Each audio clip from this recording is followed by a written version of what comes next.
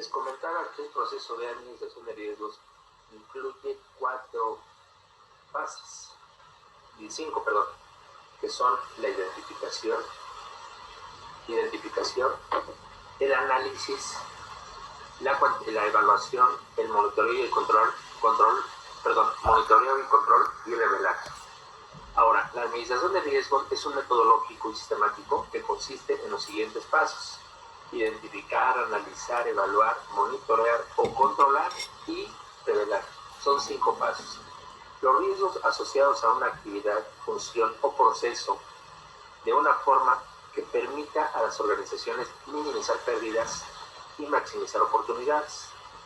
La administración de riesgos puede aplicarse en todas las etapas de la vida de una entidad económica, proyecto o activo productivo. Repito, la administración de riesgos puede aplicarse en todas las etapas de la vida de una entidad económica, de un proyecto o de un activo. Pero no solamente esto, muchachos.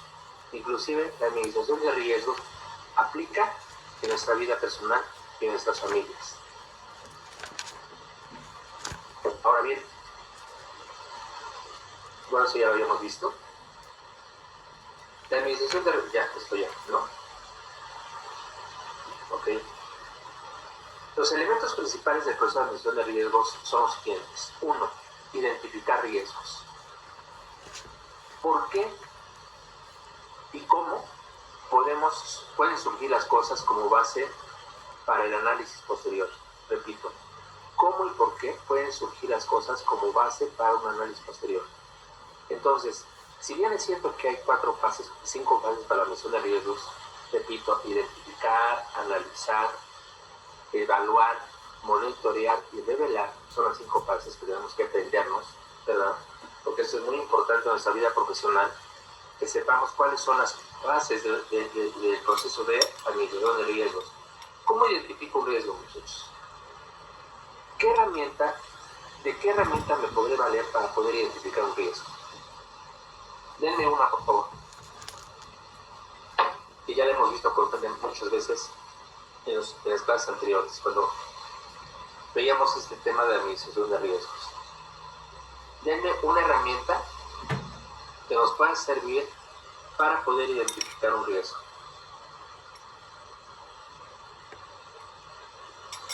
Información histórica, profesor. Por ejemplo, en el caso de una empresa que sabe que en diciembre es temporada baja para la empresa y que ahí puede que bajen las ventas, puede tomar eso como referencia para saber que en ese determinado periodo van a disminuir sus ingresos y poder tener como un respaldo en caso de que bajen más de lo esperado. Podría ser bien. Sí es válida tu propuesta, muchas gracias. ¿Alguna otra compañera o compañero, por favor?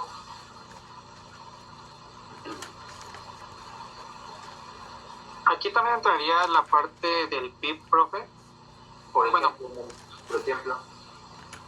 Por decir, comparar el año, por ejemplo, 2018 con el actual, de cómo se ha comportado pues la economía, desde que estaba normal, por así decirlo, y ahorita con la pandemia, y para una empresa que, por decir, quiere nacer y todo, ver cómo se está comportando el mercado para saber si le conviene o no.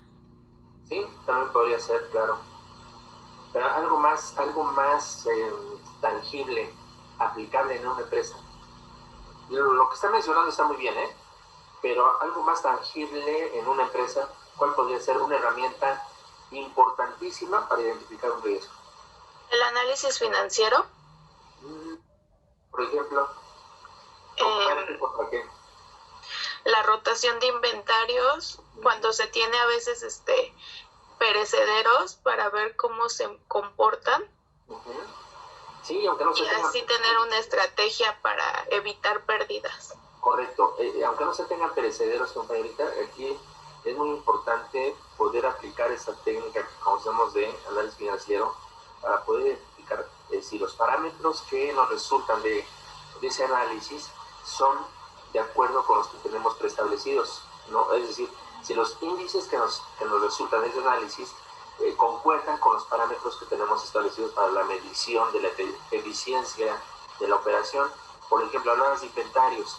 Si nuestra rotación de inventario nos dice que la empresa durante el último año, o sea, que cerró en diciembre de 2020, tuvo un promedio de rotación de inventario de 5 veces, cuando de acuerdo con el parámetro tiene que ser de 8 veces o de 10 veces, vamos a poner de 8 veces, para ser concretos.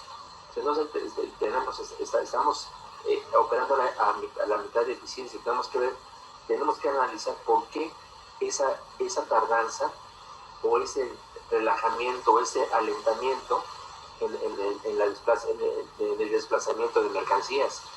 O hemos tenido exceso de inventarios, exceso de inversión, lo cual es peligroso también, o las ventas se han reducido considerablemente y nuestro stock o nuestra existencia que teníamos se ha ido rezagando debido a que no hemos sido capaces de distribuir o de sacar esos inventarios en el tiempo que lo veníamos haciendo. Entonces tenemos que analizar las consecuencias, primeramente los motivos por los cuales no estamos desplazando con la frecuencia con la que venimos desplazando los inventarios, y 2, tomar medidas correctivas. ¿Qué podemos hacer para minimizar ese impacto que nos está generando el hecho de que no podamos distribuir o no podemos sacar los inventarios en tiempo y en forma? Y por supuesto que nos están generando costos y muy probablemente pérdidas por la obsolescencia de los mismos. Entonces, eso es un riesgo muy grave. Claro que sí. Muy bien. Otro, bueno, yo se los digo, una herramienta poderosa que tenemos para poder identificar riesgos es justamente el análisis del control interno. Hablando en cuestión operativa, no financiera, sino de la parte operativa, una de nuestras principales herramientas para poder identificar es el resultado que tengamos de dicho análisis del control interno. Por ejemplo, si hablamos del área de compras, jóvenes, ¿cuántas fases creen ustedes que necesitemos para poder tener un adecuado proceso de compra? ¿Cuántos tramos o fases tendría que tener ese proceso de compra o esa actividad llamada compras? Llámese materias primas o llámese producto terminado. ¿Qué tenemos que hacer inicialmente para hacer una compra? A nivel institucional, a nivel empresa. Tener un requerimiento, por ejemplo, si es una empresa productora por parte del área de producción. Antes del requerimiento, ¿qué tenemos? ¿El presupuesto? Antes. ¿Una necesidad? No. Sí, claro. Sí, una necesidad. Una necesidad ya sea de comprar artículos terminados si somos una empresa comercial, o necesidad de materias primas, ¿no? Correcto, muy bien. Pero a partir de esa necesidad debemos de hacer una cotización. Esa cotización es el posible proveedor nos tiene que describir la calidad del producto, es decir, la descripción de la calidad del producto, el precio, la oportunidad cada cuando nos puede surtir y el servicio adicionado a esos 3 elementos o al producto mismo. Repito, para poder hacer una buena selección de un proveedor tenemos nosotros como empresa que proponer si es que hicimos convocatoria o no, únicamente hicimos la cotización dentro de nuestros parámetros de exigencia de ese producto con el proveedor, tenemos que establecer lo que queremos, la calidad del producto que necesitamos, ya sea materia prima o producto terminado. 2, precio competitivo también. 3, oportunidad del producto, a ver con qué periodicidad nos pueden surtir y cuánto tiempo tardan en surtirnos en caso de que nos quedamos sin inventarios o sin existencias, en cuánto tiempo podremos recibir la reposición de los inventarios por parte del proveedor. Y 4, el servicio. ¿Qué servicio me prestas adicionado? ¿Me vas a dar crédito? ¿No me das crédito? ¿Me das asesoría? Tratamos de tecnología. ¿Me das asesoría en los equipos que me estás vendiendo? O, recuerden que son inventarios, no son activos fijos, son inventarios. O, si son partes electrónicas, también tengo esa posibilidad de cambio. O aún cuando sean productos terminados, tengo esa posibilidad de cambio en caso de que haya algún problema de obsolescencia o ¿cómo les diré? O de daño causado en mi almacén, o qué servicio me puedes ofrecer adicional a lo que es la simple proveeduría de productos. llámese materias primas o productos terminados. Eso es. Ahora, si ya tengo bien definidos mis criterios de compra, entonces tengo que recurrir a la cotización. Entonces, el proveedor me va a cotizar y me va a presentar las calidades de los productos que me va a vender. Cuando se hace una convocatoria abierta, muchachos, porque muchas veces se hacen convocatorias para ver qué proveedor nos ofrece mejores condiciones atendiendo esos 4 elementos, repito, producto, calidad, oportunidad y servicio. Puede ser que se trate de un nuevo producto que voy a comprar y por eso lancé la convocatoria. Tengo que atender a que el proveedor que yo seleccione debe de cumplir con esos 4 requisitos. Bien, una vez que ya coticé y seleccioné, que es el segundo paso, ¿qué seguiría? Ya hice la cotización, ya seleccioné el proveedor, ¿ahora qué sigue? Ahora sí es el requerimiento de la compra, ¿no? El requerimiento de la compra, correctamente. Ya coticé, ya seleccioné, ahora sí hago el pedido formal. Luego, ¿qué sigue? Pues recibir el producto, ¿no? Si ya lo pedí, ahora lo que esperaría es recibirlo. Y finalmente, ver que el producto que me llegó tenga las características que solicité en calidad, oportunidad y servicio. Porque el precio se da por hecho. Ya viene la factura que me dio el proveedor. Entonces, fíjense lo que tiene que hacerse para poder obtener un lote de producción, un lote de productos para su comercialización o un lote de materias primas. Muchas veces, compañeros, tenemos la idea de que únicamente, de que eso es una operación, una actividad rutinaria. Yo hago el pedido, me llega y ya lo tengo. No, eso es como muy genérico. Pero ya cuando hablo de formalizar de una compra, tengo que pasar esos procesos: cotización, pedido, recepción y revisión de la calidad. En todas las empresas hay un departamento, un área de control de calidad, que es el que revisa que la producción que llegó, o el producto que llegó, o la materia prima que llegó a la empresa, tengan las condiciones solicitadas en el pedido. Si no reúne las condiciones, va para atrás. No puedo recibir ese producto, ese embarque o esa remesa, no la puedo recibir. Para eso tengo mi área de control de calidad. ¿Por qué? Porque mi producto, la calidad del producto que yo termine, de la calidad del producto que yo ofrezca ya terminado, va a depender mucho de la calidad de la materia prima que recibe. Entonces, si la materia prima no llegó a la calidad que yo, los estándares de calidad que yo exijo para poder obtener un producto terminado de calidad, pues no la puedo recibir y va para atrás. No sé si ustedes hayan enterado, pero ahorita algunas, como es Honda, y me parece que es Honda y otra empresa japonesa de autos, me parece que es Suzuki, están paradas de esta producción por falta de materia prima. Es que resulta que la materia prima les llega directamente a Japón, y ahorita con los problemas que ha habido de rezaguos también y demás, no han llegado a la materia, y entonces las empresas están paradas. Es decir, aquí es preferible parar la producción a recibir materias primas de otros proveedores que no cuentan o no reúnen características de calidad, tal vez, o precio o oportunidad de las que yo exijo.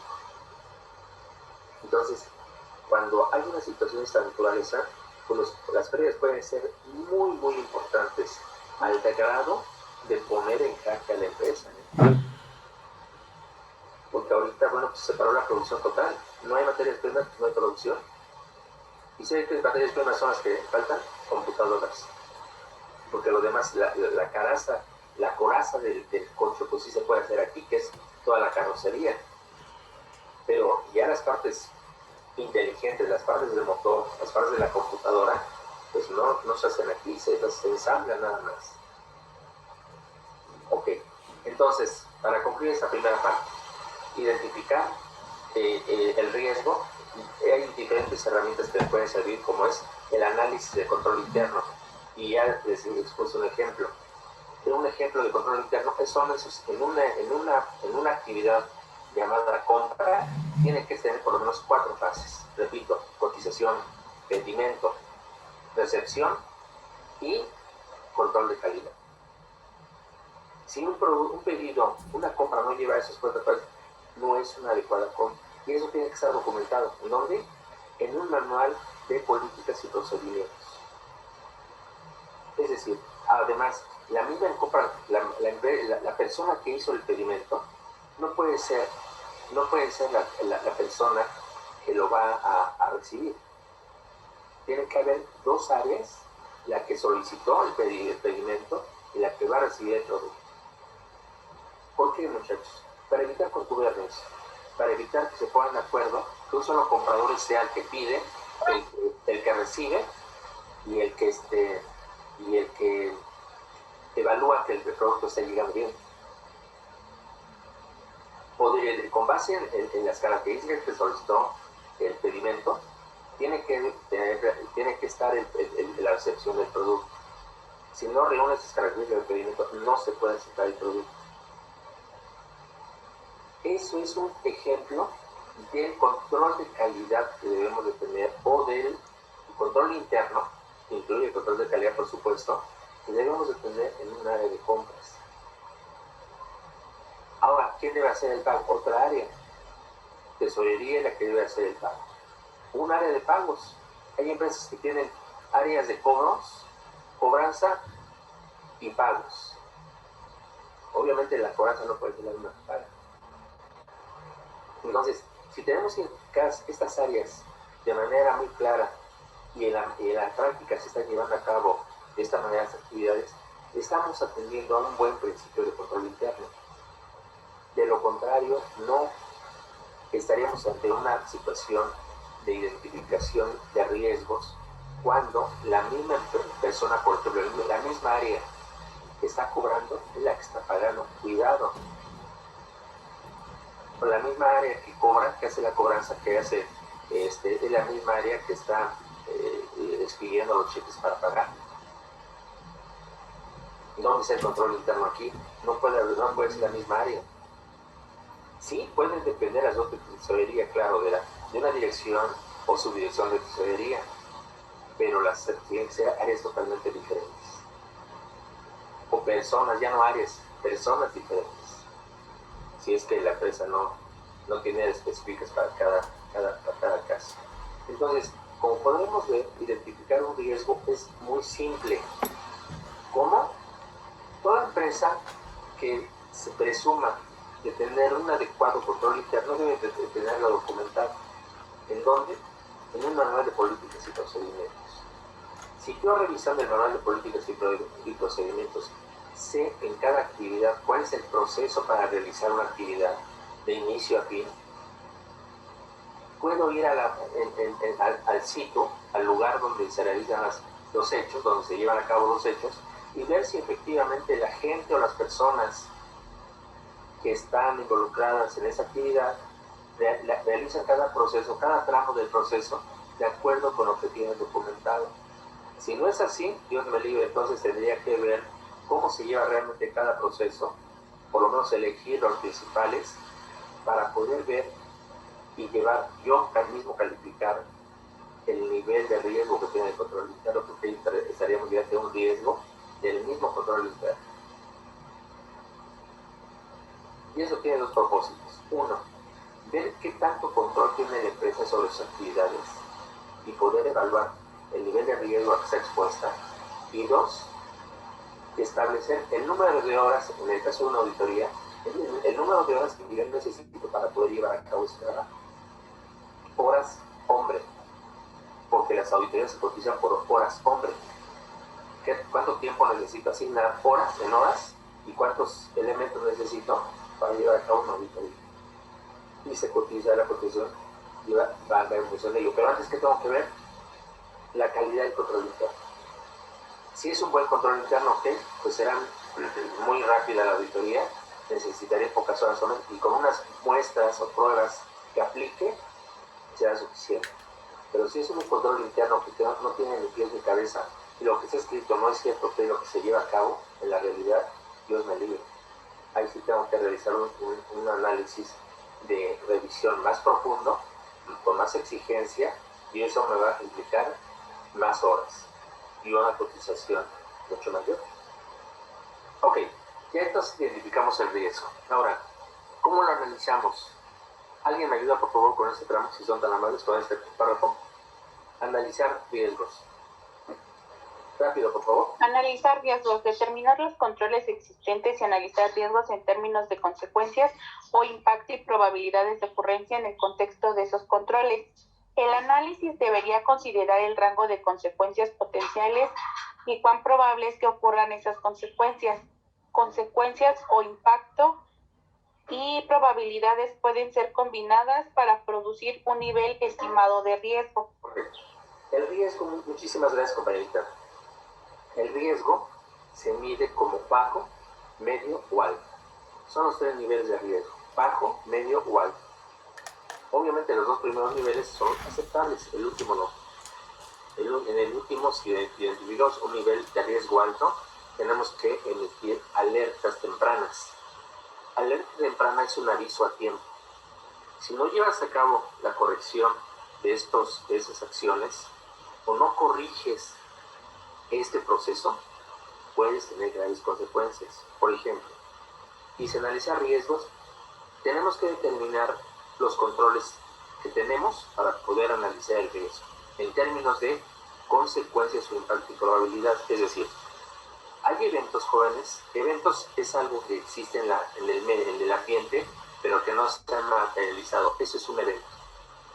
Por ejemplo, yo programo un evento para el día último de abril de este año, que es el Día del Niño. Yo programo un evento social. Eso no se materializa hasta el día de la fecha. ¿Me explicó?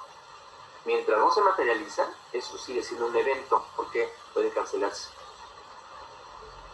No se ha materializado. Entonces, un evento es aquello que existe en el ambiente, una fecha programada, una acción programada, un evento programado, pero que no se ha materializado hasta el día de su ocurrencia. ¿Cuándo? El día en que está programado. ¿De acuerdo? Bien, entonces, ese evento debemos de medir con qué frecuencia se materializa o se presenta. A ver, estoy hablando en genérico y ahorita vamos a aterrizar esto, ¿eh? Entonces, un evento es algo que existe en el ambiente, pero que se materializa hasta la fecha en que ocurre. Ahora, ¿cuál es el impacto que puede tener en caso de ocurrir, de materializarse?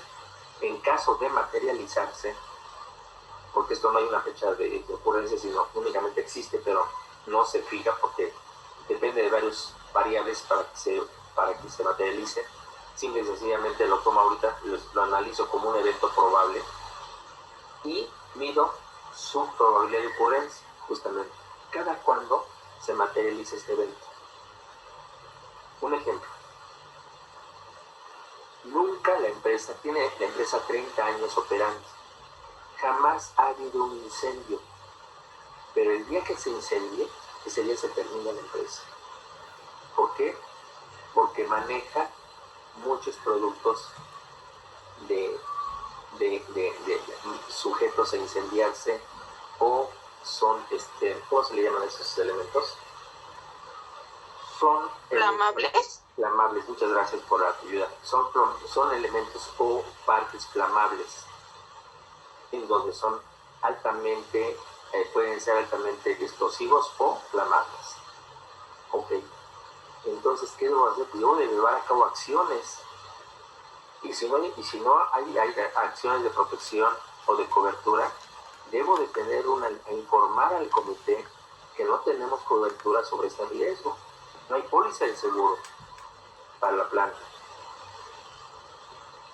Entonces, es un aviso a tiempo. Encender alertas o encender alarmas significa avisar a las autoridades de la empresa que corresponda a la dirección o al comité de riesgos de que es urgente tomar acciones para poder controlar o bajar el nivel de riesgo. Recordemos, un riesgo no lo podemos eliminar, jamás, pero sí lo podemos minimizar su efecto. Entonces, eso es determinar los controles existentes y analizar riesgos en términos de consecuencia o impacto y probabilidad de ocurrencia. Ahora, hay otro tipo de riesgos que se materializan diariamente, así como el que les acabo de mencionar, que nunca ocurren, pero el día que llegan a ocurrir van a acabar con la empresa si no se toman acciones. También existen aquellos que diariamente ocurren, pero que su impacto es tan mínimo que no le afectan a la empresa. Por ejemplo, imaginemos una tienda, y eso ya lo había comentado en alguna clase anterior, imaginemos una tienda de autoservicio,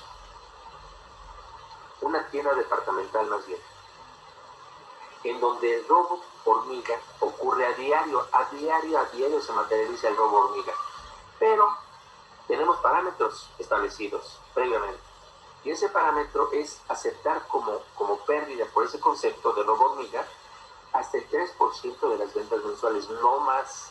Ese es mi límite. Entonces, ¿qué tengo que hacer? Trabajar para que el robo hormiga no exceda ese límite. ¿Cómo? Ustedes monitoreando, monitoreando la edad.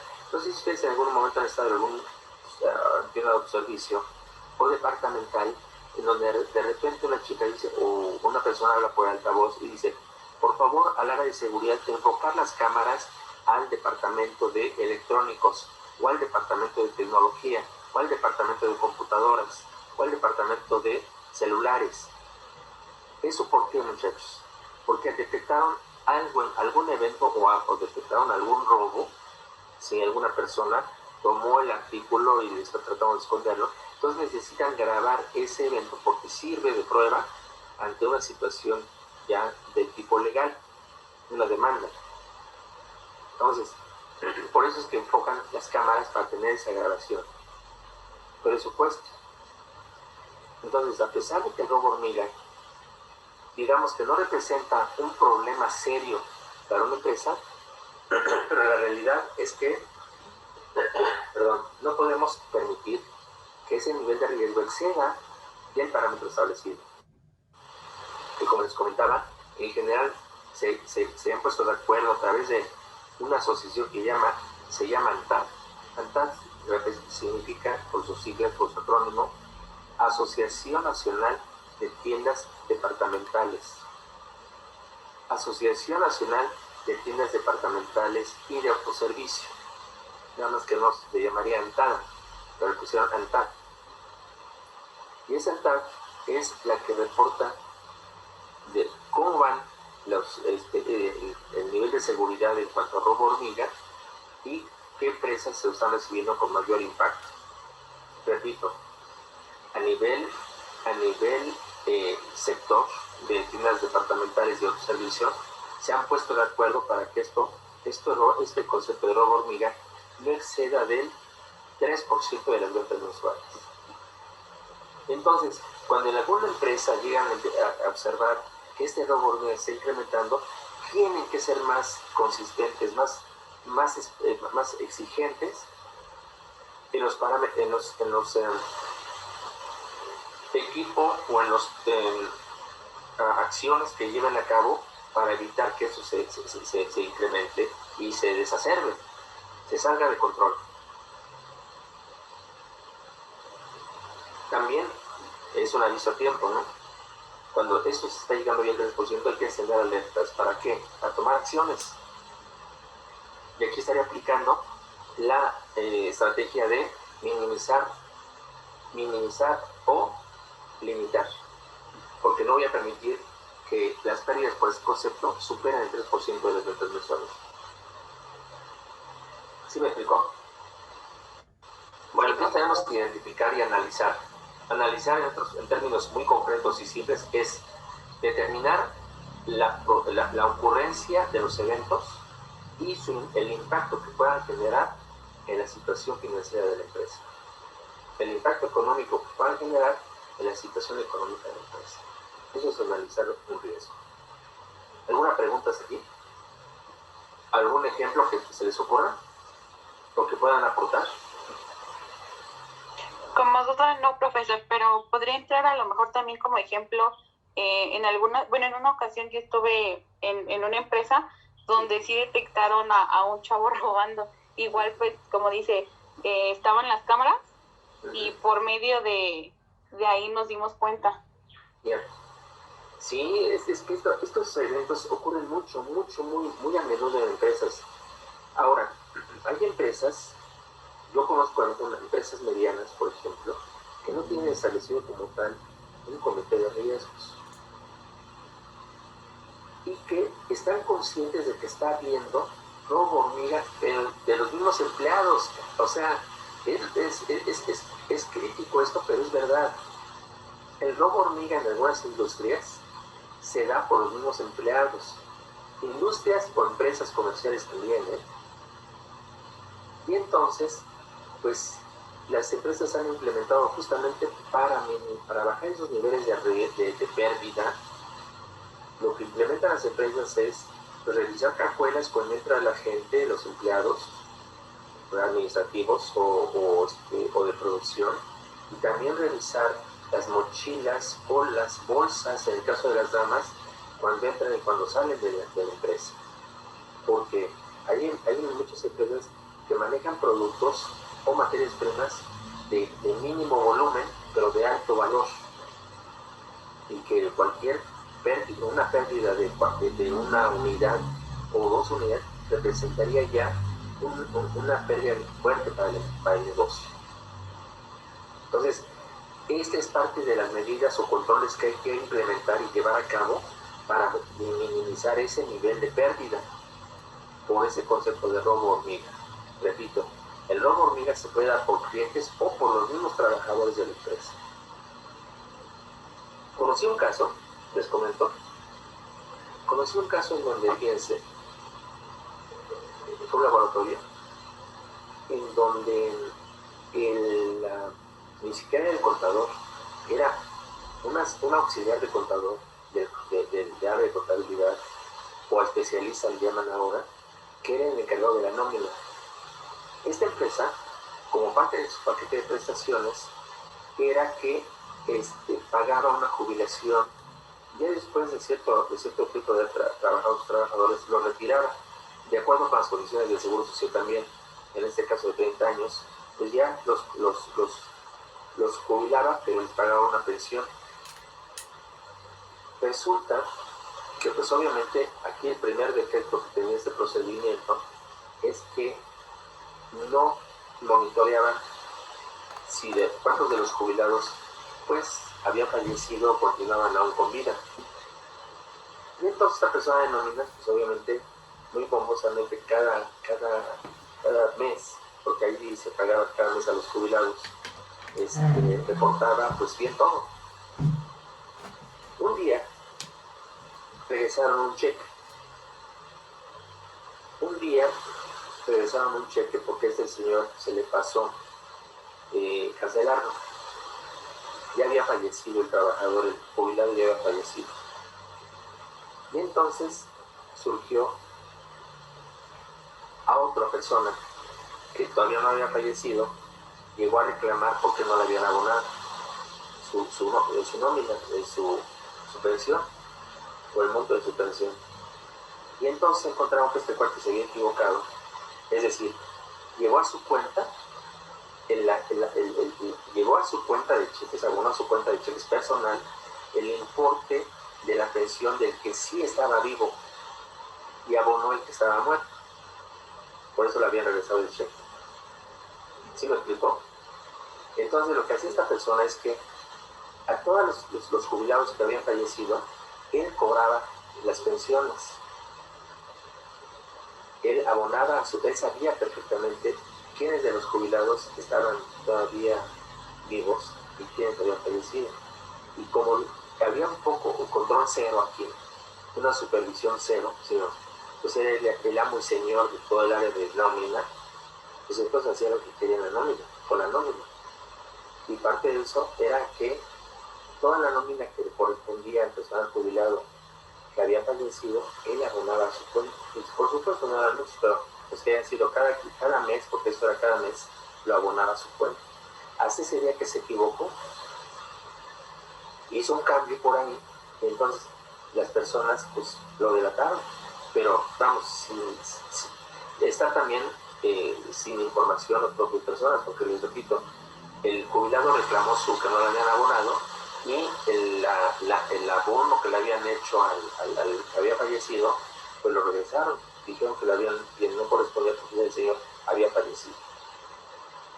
Y ya tenía tiempo de eso, tenía como 2 años de haber fallecido, y como todos la cobranza la hace esta persona de la nómina de los fallecidos, pues ese día les pareció raro porque le abonaron algo que ya no le habían abonado de tiempo atrás.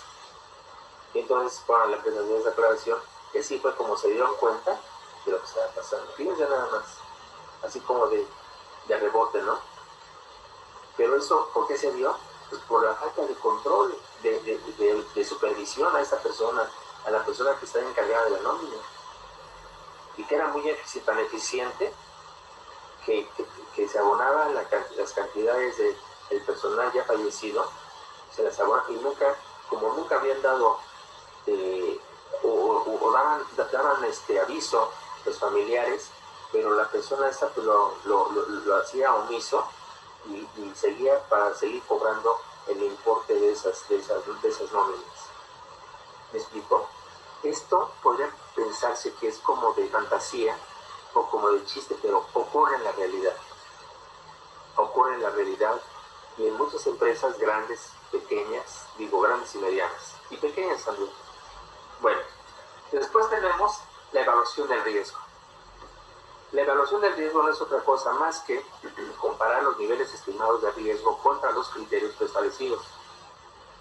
Es decir, ¿qué tanto riesgo tiene la empresa? ¿A qué está expuesta la empresa?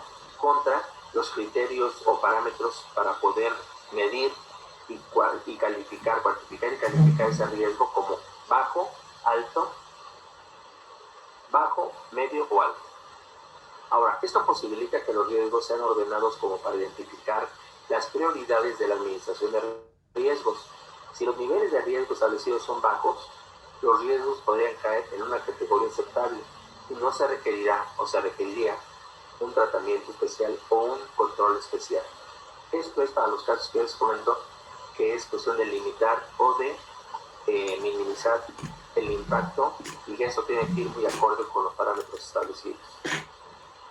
Luego la cuarta fase es monitorear y controlar. ¿Cómo monitorear y controlar un riesgo? Bueno, dice, revisar el desempeño del sistema de administración de riesgos y los cambios que podrían afectarlo con base en los cambios de los niveles de riesgo del entorno en que opera la empresa. A ver, díganme.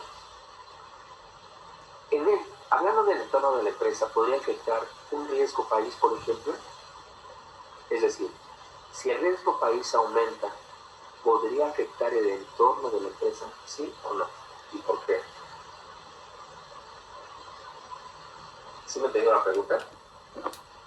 Repito.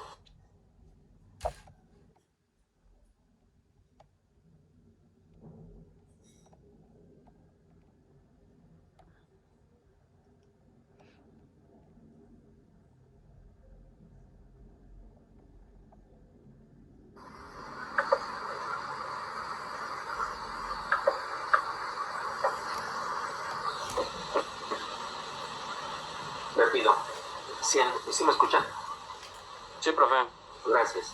Si el riesgo país en un país determinado aumenta, ¿podría afectar el riesgo de la empresa?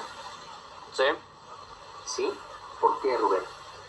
De alguna manera puede afectarle en el poder adquisitivo de la moneda del país correspondiente.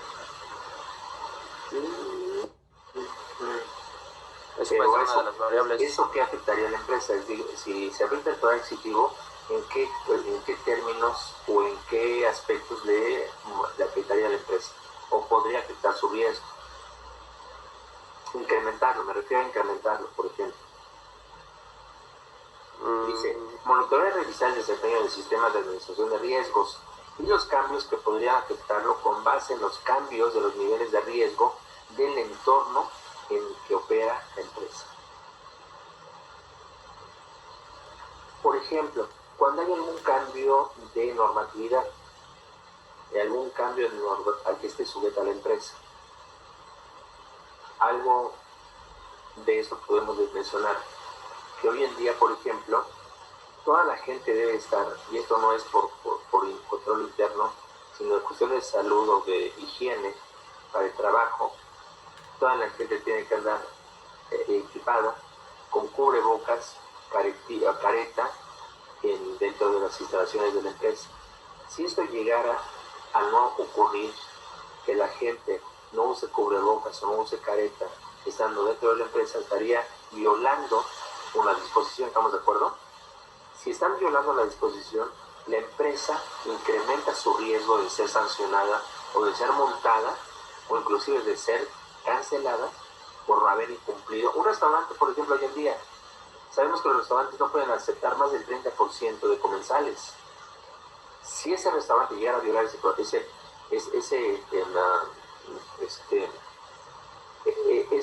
regla o ¿cómo podríamos llamar? Ese precepto de no aceptar más que el de 30% en sus instalaciones, 30% de comensales, estaría violando ese precepto y por lo tanto sería sujeto de una sanción que podría ir desde una multa hasta cerrar el negocio. Entonces, monitorear y controlar significa que dentro de los márgenes o parámetros establecidos del negocio, continúe llevando su control de riesgo, su control, su revisión y su monitoreo y administración de ese riesgo. Repito, esto es muy muy importante cuando se trata de una regla o de una condición establecida para que una empresa pueda operar en cuestiones normales. Que no sería tan normal el hecho de que un restaurante ahorita esté limitado al 30%, ¿verdad? Eso no es normal. Pero sin embargo, dadas las condiciones del entorno sanitario que estamos viviendo, tenemos que acatar esa condición. Y, ojo, si no lo estamos haciendo adecuadamente, eso sería por parte del área de riesgos un aviso al comité o al director general en donde quede claro que no se está acatando la regla y por lo tanto el riesgo puede ser ahí muy alto. Ahí se clasificaría como alto riesgo para ese negocio en cuanto a su operación. ¿Sí es claro esto? Entonces, monitorear es darle seguimiento a los parámetros establecidos para evitar que el riesgo se nos incremente y que pueda poner en jaque a la empresa. En términos generales, en términos concretos, es esto. ¿Alguna duda o comentario? No, profesor, todo bien. Muchas gracias. Entonces, mañana continuamos con la parte final, que es revelar, que es informar, que es el cierre del proceso de administración de riesgos. Entonces empezaríamos con identificar. Número 1, identificar, analizar, evaluar, monitorear y finalmente revelar o informar. Eso es revelarse. ¿Algún comentario, muchachos? ¿Alguna pregunta, por favor? Adelante. Bueno, como comentario, hace unos meses me tocó hacer un inventario físico como externos en una empresa en la que tenían igual mucho robo por parte de los trabajadores. Sin embargo, como ya era mucho el personal involucrado de almacén, tomaron medidas muy drásticas de despedir a todo el personal sin decirles nada, o sea, liquidándolos completamente. Muchos sí demandaron y se molestaron, pero ya fueron como sí tenían pruebas, que ya las presentaron y como ya los habían liquidado, pues dijeron, no, pues ya lo que robamos, pues ya, y aparte nos pagaron, pues, y se volvió a contratar nuevo personal, se volvieron a instalar nuevos protocolos.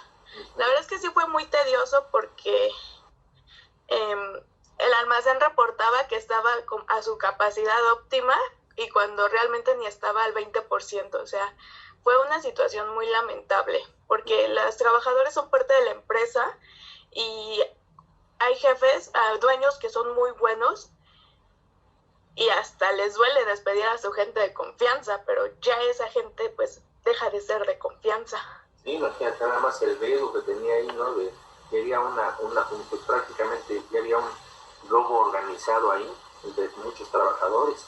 Antes les fue muy bien, se portó muy benévola la empresa porque en otras condiciones hubieran ido a la cárcel.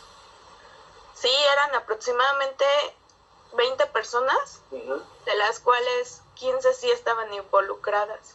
Sí, por ¿cómo te diré? Por abuso de confianza, ¿no? Y por fraude y todas muchas agravantes de ley que se les podían juntar ahí, inclusive si había pruebas, pues imagínate, lo que pasa es que la empresa, pues muchas veces prefiere callar esas situaciones por imagen, porque imagínense, si esto sale a la luz pública, imagínense lo que pasaría con proveedores, con clientes, con toda la gente involucrada, inclusive hasta con el fisco, ¿no?